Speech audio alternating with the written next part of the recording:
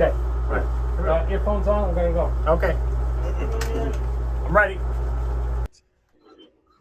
All right, so this is kind of like a little bit of like a week in review segment that we're gonna do, kind of chronicling, demo process, and I have Chris Duggan on the line.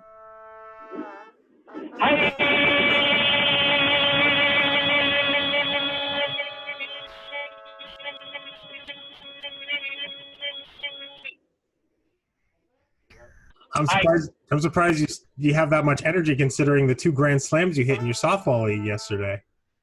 I am so sore. I can't move. It's really embarrassing.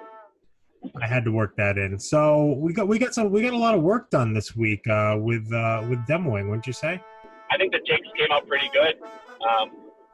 Nothing really to mess with. You guys did a good job.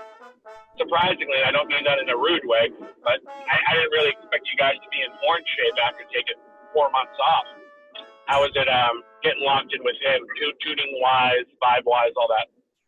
Oh, well, it's great. I mean, it's funny because so many different, the first time we played horns together in a studio was with you in the control booth, not behind the controls, but, listening. And so you get kind of flashes of that. We've played horns so many times together on stage and in studios that you kind of get kind of flashbacks of those sessions. And I just got to say, in terms of engineering, you did a great job. And we couldn't see you, but we could tell. We knew every time you stopped tape when we were recording, we knew that we made a mistake. Both of us, nobody is like, listen, we all have humility. We're all humble people.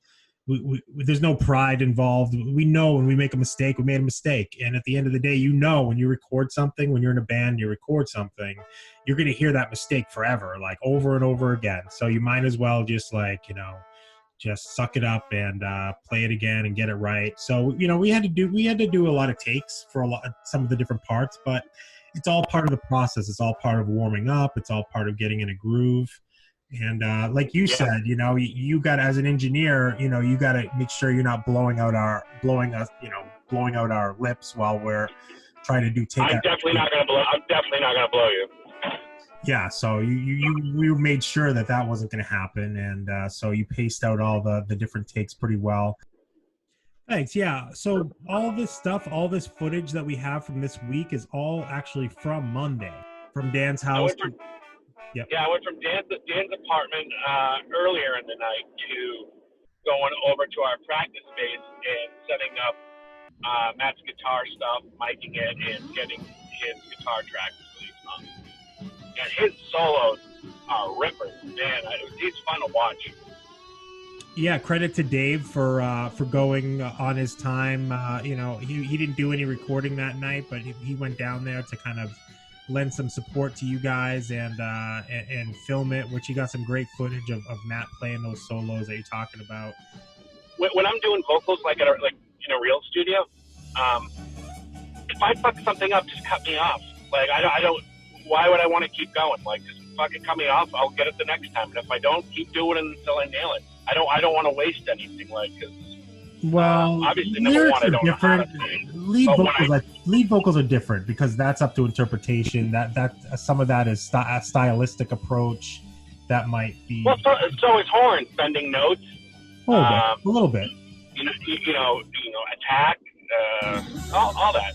A little bit, but we're doing it. There's no lead trombone part. Pretty much all the parts we have, aside from a few little things that Dan has before, the solo in Sound the Alarm, for instance, where he has a little kind of part that he does by himself. A lot of the other stuff is having to blend with the other horn, and but yeah. To the point. The point is, we don't mess around.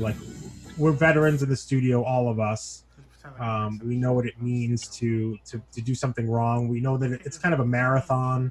You got to understand when you do something, it's not about the first 5 minutes, what it's like. You got to understand that that's part of warming up. And, at the end of the day, we got everything we needed in the time we needed it. And we were out the door, took 2 hours. So it was perfect in that sense.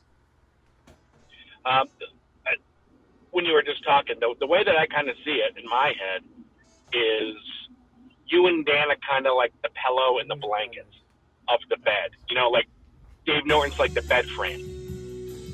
You know what I mean? Bass is kind of like the box spring. Skip and Matt kind of make the mattress. And, you know, all those parts you need in order to have a beautiful, comfortable bed. And, like, a song should be comfortable and everything, like, should feel like you want to lay down in it and just be in it. So I think that you and Dan are the pillows and the blanket. Like, both essential parts for a good night's sleep, and you have to get it right. Were you nervous coming into it? Like, did you think, like, this is going to take a bit, I might screw something up, or were you confident in your parts? I know you, so you probably practiced a few days in advance and, like, kind of got reacquainted with the parts, but were you nervous at all? Was it, like, excitement? I was only nervous in the sense that, you know, like for the last couple months, I've been focused on like these interviews and doing stuff for the website. And then all of a sudden it's like, you kind of sometimes, you don't forget, but it's like, oh yeah, the music part of it. And yeah, that's usually the main part of being in a band is the music. And now that we can't play together, it's like everything's like flipped on its head. Which I like, because I like so many other elements of being in a band, not just playing the music. And you know, kind of, as you know, from me not being like a songwriter essentially in the band, I feel like I get to be like a writer in other elements, because there's so many different, you know, there's so many different parts of being in a band. I think you're more of a lefter. Yeah, I'm definitely a song lefter in this band, not a songwriter, definitely. But you know, so I was, to your point, a little nervous going in. I had practiced literally, I think, for like 45 seconds. Like, that was it. I picked it. I was like, all right, I can still play these notes. I haven't forgotten how to play the notes. So I knew that whatever was going to happen was going to happen. And, you know, I felt like I was back, you know, you guys were all in my hands for a little while, like doing the interviews, and now kind of back in your hands with recording these demos. And happy to do it. Glad it turned out well. And what can we expect? What can we expect next week to see footage wise and an update? What's on the immediate horizon for Ruin the Night? Well, on Monday we're going to Chip's apartment, where we are going to be separately in separate rooms, socially distancing while recording backup vocals. So that's going to be fun. I have my scratch tracks down. As far as my vocals, there are things I want to do differently, but I think these are good enough. I was hoping to get my vocals done. I just haven't had time. Family work, hitting massive dingers last night at softball.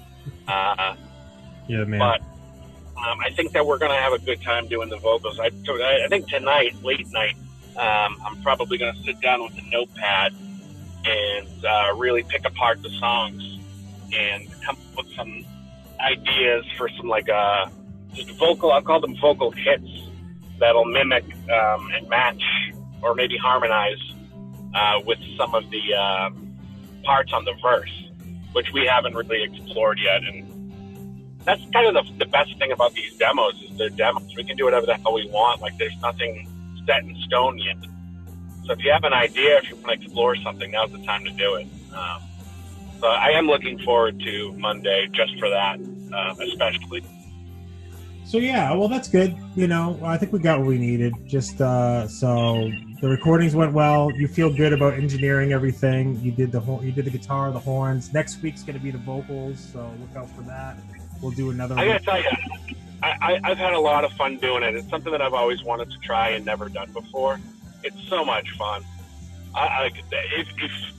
And I know I've told you this, but if I ever hit the lottery, the first thing I'm doing is just buying a studio and just playing and recording music all day, every day. That's like my dream. So to be able to do this with this band has been so much fun.